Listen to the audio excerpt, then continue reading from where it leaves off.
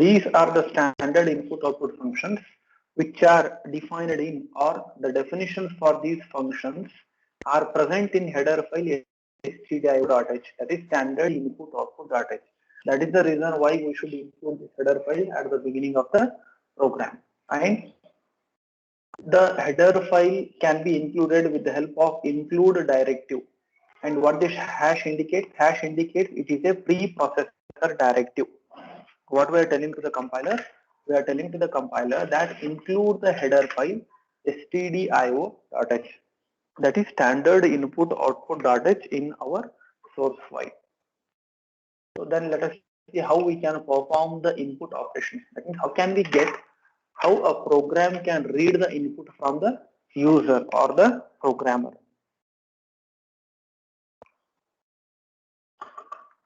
Right?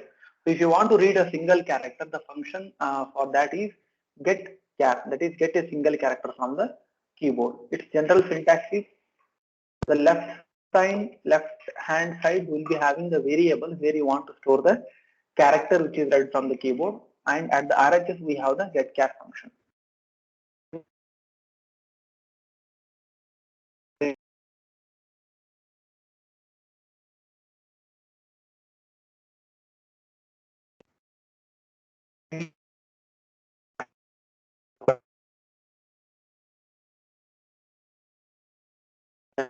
The variable with help of scanf function. That is, its syntax is it has control string and as well as the arguments. In some places, the control string can contain format specifiers. So that will indicate the type of data being displayed. In this example, the format specifiers are being used, that is for integer type, for character, and for the double. And these are the arguments, the values of which will be replaced. And now the scanf and printf are the format specifier are replaced by the corresponding argument from left to right. That means this format specifier will be replaced by this argument. 15C format specifier will be replaced by the name argument. Double, that is %LF. There is no fixed format, predefined format specifier for double. We use %LF. That is long float to indicate double. We use long float to indicate double, and this will be replaced by the argument X. So that is how the format scanf as well as printf, their control strings, format specifiers present in control string will be replaced left right, will be replaced by left to right. Same standard output, that is output operations. And we can display a single character onto the screen. We have function putChar, which is going to display a single character onto the string. Its syntax to display the character whatever is provided as the parameter. That is where name of the variable. We are going to specify name of the variable. Similarly, if you a set of characters, that is possible with the help of printf function. Print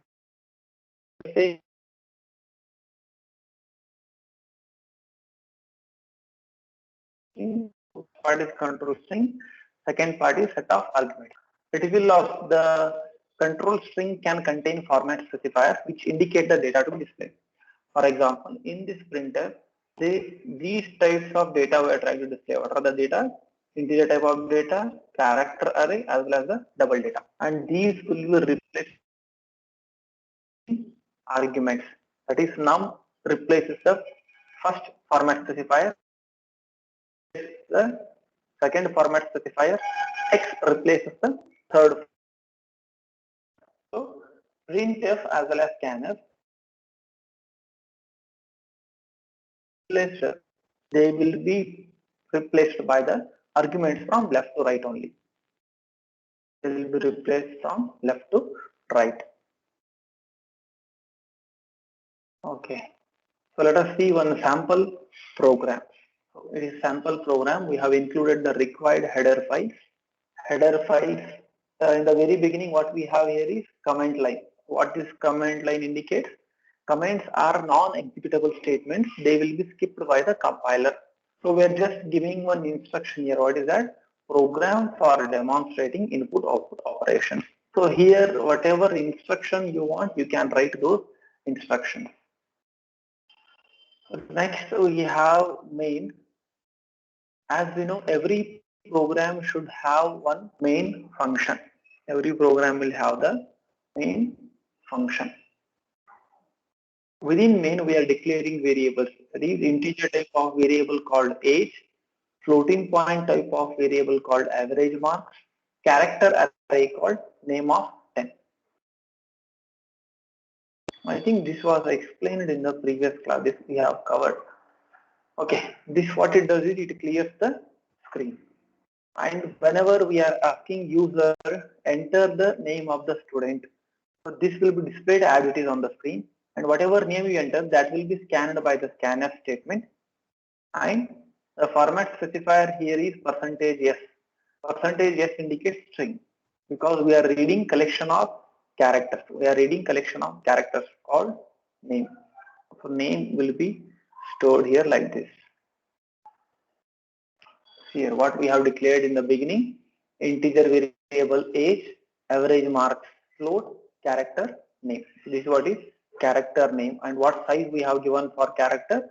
For character size is given as 10. It is an character array, so it can store 10 characters. So how many characters it can store? 10. 1, 2, 3, 4, 5, 6, 7. Then 3 more spaces. Right? So these are the characters what the name variable can store. And say assume if you have entered some name called Karthik, which we have seen. Say if you are giving input, when the program is asking you enter the student's name, and if you give the input as Karthik, if you are giving input as Karthik, so that will be stored like this: Kartik in the character array. And at the end, by default, null character will be stored. That is what is property of the character arrays. Null character will be stored at the end. And usually, this is what is character array. Array indexing will start from 0. Array indexing will start from 0. That is the assumption being made in programming. If you want, you can start array indexing from 1 also. That is also possible. Next statement, we are asking user to enter the age of the student. That means what is the age of the student, and store that, scan that value, whatever you enter from the keyboard, scan that value and store it in the variable called age. This is your declared variable called age. And what is the data type of the age here? Data type of the integer. Data type of the age is integer. So let us assume that integer will take 4 bytes. 1, 2, 3, 4 bytes. So in this case, whatever age you enter, so actually it will be stored, there will be contiguous memory location called 4 bytes, and they will be stored in the form of bits. So 1 byte is nothing but 8 bits. So actually they will be having 8 smaller bits in this one. So that internal parts we are not worrying now. 8 small bits are there. It again has 8 smaller bits. So in this, whatever memory location is reserved for this, what will be stored? The age will be stored. If you have entered age as 15, 15 will be stored. Now next we are asking average marks. Next we are asking average marks of the student, and that will be stored in the floating point variable. So if integer is taking, let us take the memory diagram for the average marks. So what average mark stores here, if integer is taking, float will take double as that of integer. So the total memory location reserved for float variable is 8 bytes. Float variable is 8 bytes. So in these 8 bytes, the value average mark will be stored. If you are given average mark as 75.5, that value will be stored in the average marks memory location. So actually these are the addresses of the memory. These are the addresses of the memory where the data is stored. Now finally we are displaying the details of the student. This line will be printed as the student details are, then name colon will be printed as it is, followed by the name value present in the name array. What is the value present in the name array? That value will be displayed. So in our case, what is the value? In name we have Karthik, and in this place Karthik will be placed. Next line, age colon equal, this will be printed as it is onto the screen. This format D, that is %D format specifier, will be replaced by this age argument. Will be replaced by this age argument. So what is the age value? Age value is 50. So that will be placed in this place. That is age colon 15 will be displayed. We have average marks. That average marks colon will be displayed as it is, and in this format specifier, the value present in the average marks will be replaced. This format specifier will be replaced by the value present in average marks. So what is present in average marks? We have 75. So in this place, 75 will be placed. So this is one sample output scenario which is shown here.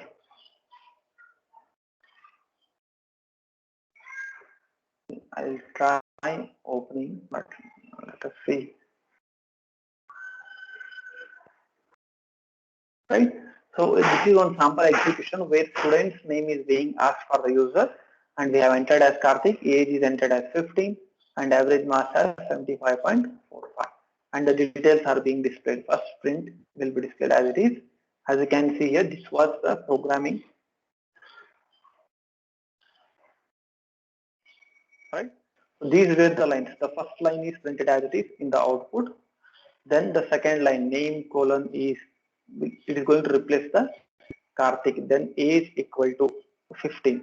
Then we have average marks equal to 15. So this is how the output is coming for the corresponding program.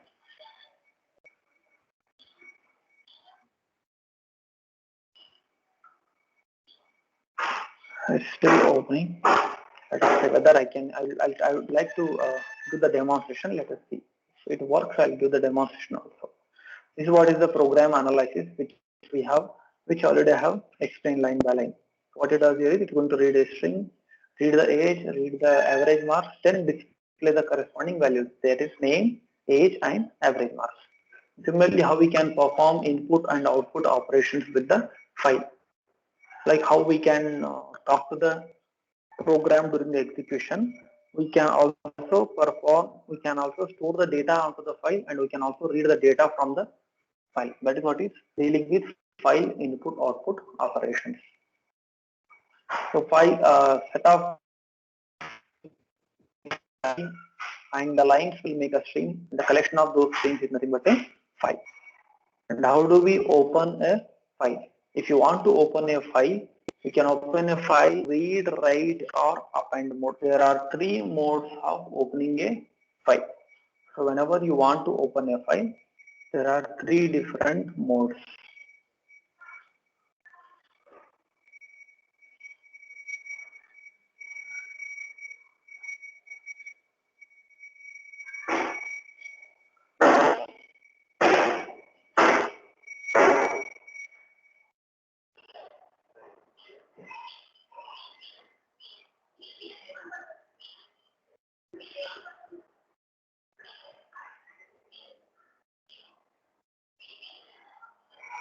File can be opened in 3 different modes: read, write, or append. So in the read mode, you can only read the contents from the file. In write mode, you can write the contents to the file. In the append mode, you can add or attach the content at the end of the file. That is called as appending mode. And that is possible only when you open the file with the help of a function called fopen. So before you perform any of the operations with the file must be open. What is the syntax for opening a file? Fopen, name of the file, and in which mode you are opening the file. Right. So the different commands or functions for reading the file. So if you want to read the input from the file system, there is something which is present in the file. If you want to read that content from the file, we use the function called scanf. Like how scanf reads the data from the keyboard, fscanf reads the content from the file. So this first f indicates file. We are trying to read the data from the file. Next is get character, that is get C. It reads an unformatted character from the file string. Similarly, F get S. It's going to read a string from the file string. Corresponding to this reading, we have corresponding writing to file, that is functions to write the data to the file also. Fprintf, what it does, it's going to write the data to the file string. It's going to write a character and it's going to write the string to the file. And after performing interaction with the file, we can close the file by using the syntax called fclose. We can close the file by using the syntax called fclose by specifying the pointer.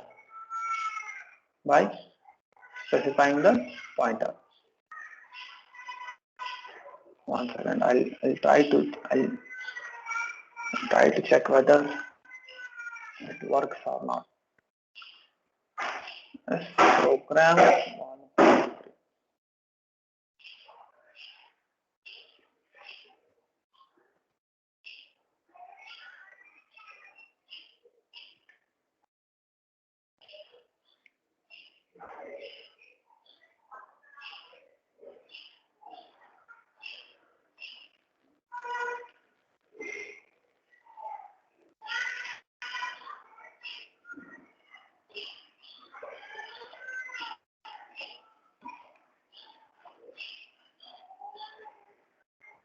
Right. So the program what we studied just now, that is formatted, demonstrating input and output operations. I'll just try to run the program because the execution of some of the programs will make you to remember the things properly and you can understand the subject properly.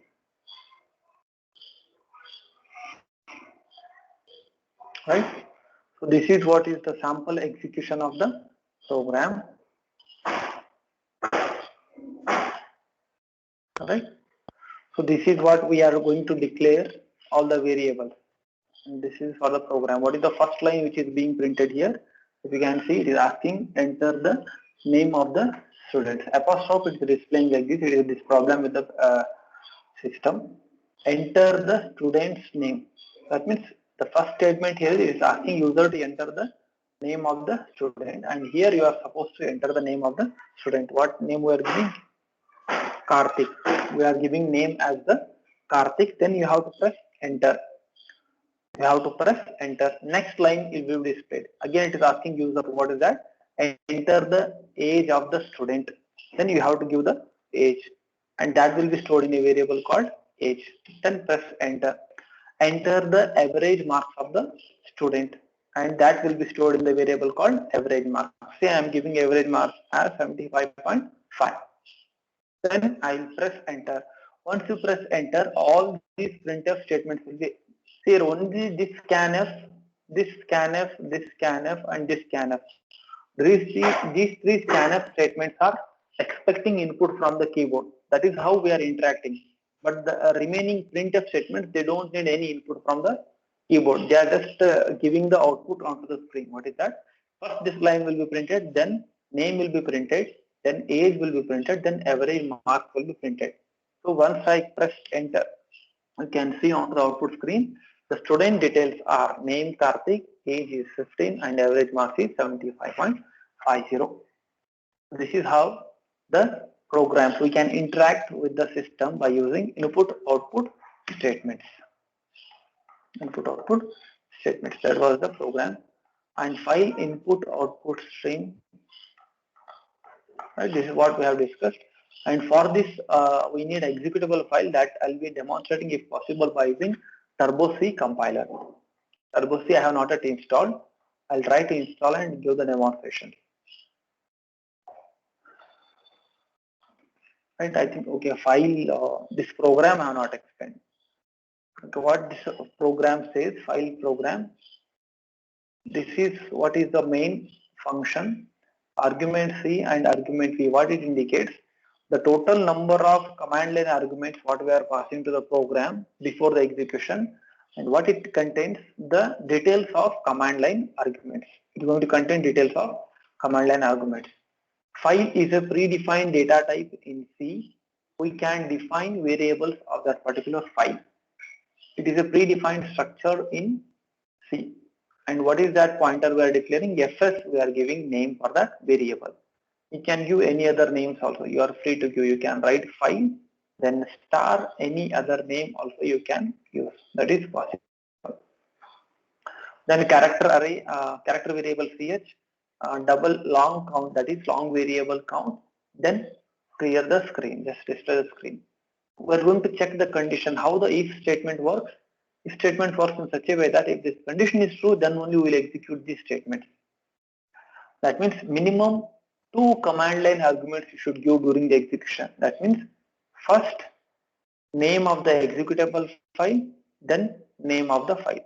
That is, these 2 arguments you should give during the execution, else it will say that invalid number of arguments. That is, I will show it here in the output. That is, while executing, what is happening? This is one command line argument and this is another command line argument. So at least 2 command line arguments you should give during the execution, else what it will say? It will say that invalid number of arguments. It will say that invalid number of arguments. Then later we have to open the file. That is argument v of 1. What is this argument v of 1 indicates? Here it is a command, it is array of strings. It is array of strings. It is going to contain command line arguments. So argument v, it is an array. So what always it indicates here is argument v of 0 is name of the executable file. Name of the executable file. Whereas argument v of 1 in this case here is name of file, name of input file, name of input file, right? So if you can see here, argument v of 0 will always refers to this executable file. You can see here what is the extension for this, .exe. This will always refer to the first command line argument. Argument v of 0 will always refer to the first command line argument. Argument v of 1 will always refer to the second command line argument. And what is the second command line argument here? Second command line argument is name of the file which you should read. Name of the file which you should read. What is the name of the file? s1.txt is the name of the file. s1.txt is the name of the file. So that file you should open. That is, that file you should open in the which mode? In reading mode, and store it in the variable called fs. It is a pointer which is pointing to the beginning of the file now. Which is pointing to the beginning of the file. That means if you have opened a file like this, if you have opened a file which is containing some of the characters, I think I have explained this part in the previous class. Nobody is telling. Till here it was completed. So if you would have told, we would have gone for the other part. I still remember the same examples I am taking, whatever I took in the previous class. Okay, whenever you open any of the file in reading mode, it will be pointing to the beginning of the file. That is first character of the file. And if the file is not opened, then it will be pointing to the null. If it is pointing to the null, we say that there is no such file. And while this condition is true, what we do? We read f get c. That is, get the first character from the file and store it in the character variable ch. Then if it is not end of the file, because after all the characters, the end, there is a special pointer, special character called EOF. There is a special character called EOF which indicates end of the file. So till you encounter end of the file, we go on displaying the, here we are not displaying, we are just counting the number of characters. What we are doing? Just increment the counter variable. That means if it is end of the file, just break, stop. Else what you have to do? Execute this statement. That is, increment the number of characters. And finally we close the file and display the number of characters in the corresponding file. Display the number of characters in the corresponding file. So what will be the output? The number of characters in s1.txt is 15 if there are 15 characters in the file. That is how the files work. Let us go to the 1 second.